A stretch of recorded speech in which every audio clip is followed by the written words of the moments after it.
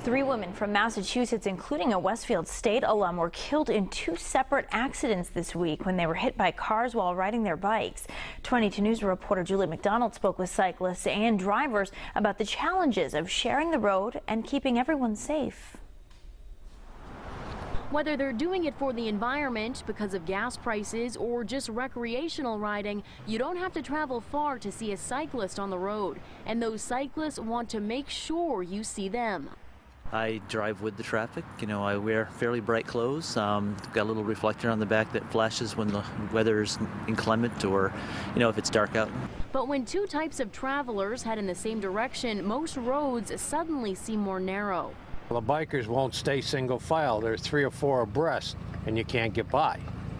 That's the big problem. And they won't move over. It's when they're coming in the wrong lane, the opposite direction.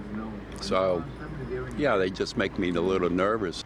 Bicyclists are supposed to travel in the same direction as traffic, but bikes are obviously smaller than cars and not always as noticeable.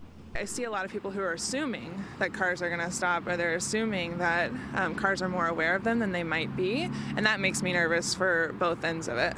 It's better to assume drivers cannot see you. Stay far over to the right, and that way, whether you're in their line of vision or not, you're still safe. 22 News is working for you with other tips to protect you and your family on the road. Obey all traffic laws and lights while riding your bike. Use hand signals to let drivers know which way you're headed. And avoid distractions. Leave your music and your cell phone in your pocket. The most obvious rule, though, is one you'll also want to remind your friends. That friend needs helmet. In Northampton, Julie McDonald, 22 News. The federal government says it will add rear-view video systems to its list of recommended features for automakers, but safety groups call the action a stall tactic. In 2008, Congress imposed a 2011 deadline for the National Highway Traffic Safety Administration and to issue a rule on vehicle rear visibility. The regulation is now 2.5 years overdue.